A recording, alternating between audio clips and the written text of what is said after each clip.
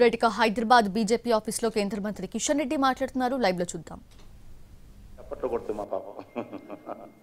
అదే కాకుండా ఆ రకంగా మరొక కరీంనగర్ పూర్తయిపోయింది. అదేవిధంగా వరంగల్ పూర్తయింది. ఇప్పుడు కాజీపేట పనులు కూడా జరుగుతూ ఉన్నాయి. ఆ రకంగా మిగతా 36, 37 రైల్వే స్టేషన్ల పనులు కూడా వేగవంతంగా జరుగుతూ ఉన్నాయి. ఈ రైల్వే స్టేషన్లు అన్నీ కూడా ఈ సంవత్సరం డిసెంబర్ నుంచి వచ్చే సంవత్సరం జూన్ లోపల అన్ని రైల్వే స్టేషన్లు కూడా వరుసగా ఒకదాని తర్వాత ఒకటి ఏ రకంగా పూర్తయిపోతే ఆ రకంగా తెలంగాణ ప్రజలకు డెడికేట్ చేసేటువంటి ప్రయత్నం చేస్తాము. ఈ రకంగా ఏకకాలంలో 40 రైల్వే స్టేషన్లు పూర్తిగా వందల కోట్లు, వేల కోట్ల రూపాయలు ఖర్చు పెట్టి మరి నిర్మాణం చేయడం అనేటువంటిది మరి తెలంగాణకు మోడీ గారు ఏం చేశారు అన్నటువంటి వాళ్ళందరూ కూడా ఒక్కసారి చెవులుంటే వినాలని, కళ్ళుంటే టీవీలో స్వయంగా పోలేకపోయినా పేపర్లను చదవాలని, అంత ఓపిక ఉంటే పోయి తిరగాలని చెప్పి కూడా నేను ఈ సందర్భంగా కోరుతా ఉన్నాను. ప్రతి రైల్వే స్టేషన్ ఒక ప్రత్యేకత. వరంగల్ ఉంటే కాకతీయుల కళా సంస్కృతి వచ్చే విధంగా అక్కడ నిర్మాణం చేశాం.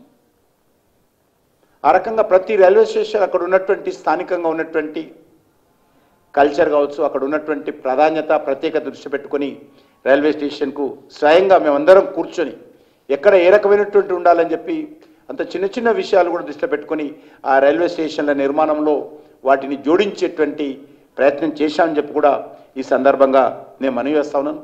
ఇదే కాకుండా ఈరోజు రైల్వేలకు సంబంధించి మరి ఒక 33,000 కోట్ల రూపాయల పనులు జరుగుతూ ఉన్నాయి.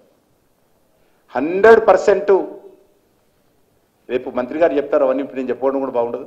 ఎలక్ట్రిఫికేషన్ పూర్తి చేశాం. ప్రత్యేకంగా నేను మంత్రి గారికి, ప్రత్యేకంగా ప్రధానమంత్రి గారికి తెలంగాణ ప్రజానీకం తరఫున ధన్యవాదాలు తెలియజేస్తా ఉన్నాను. ఇది కాకుండా ఇంకా అన్ని రైల్వే స్టేషన్లో ఫ్రీ వైఫై సౌకర్యం కల్పిస్తా ఉన్నాం. తెలంగాణలో ఉన్నటువంటి ఆల్ రైల్వే స్టేషన్స్ అక్కడ ఫ్రీ వైఫై సౌకర్యం కల్పిస్తా ఉన్నాం. డబుల్ లైన్ ఉంటే ట్రిపుల్ చేస్తా ఉన్నాం, ట్రిపుల్ ఉంటే 4 లైన్ చేస్తా ఉన్నాం.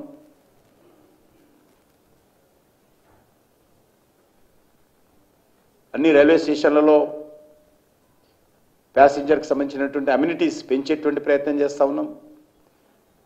మనకిప్పటికే వందే భారత్ ట్రైన్లు మనకు తిరుపతి కానీ, విశాఖపట్నం కానీ, విజయవాడ కానీ ఇవన్నీ కూడా చాలా బాగా, బెంగళూరు కానీ చాలా బాగా జరుగుతూ ఉన్నాయి.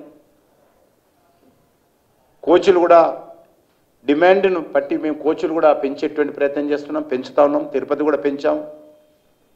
ఆ రకంగా రానున్న రోజుల్లో, ఎందుకంటే నాకు బాగా తెలుసు, నేను 1979 నుంచి కూడా ఒక విద్యార్థిగా ఉన్నప్పుడు పార్టీ పని కోసం తిరగడం ప్రారంభించాను. ప్రకాష్ రెడ్డి గారు నేను 78లో కలిసి ఇబ్రాహీంపట్నం జనతా పార్టీ ఎలక్షన్స్లో పనిచేశాము. 80లో ఇంద్రసేన్ రెడ్డి గారు పోటీ చేసినప్పుడు ఇబ్రాహీంపట్నం ఇన్ఛార్జిగా ఉండి పనిచేశాం 80లో.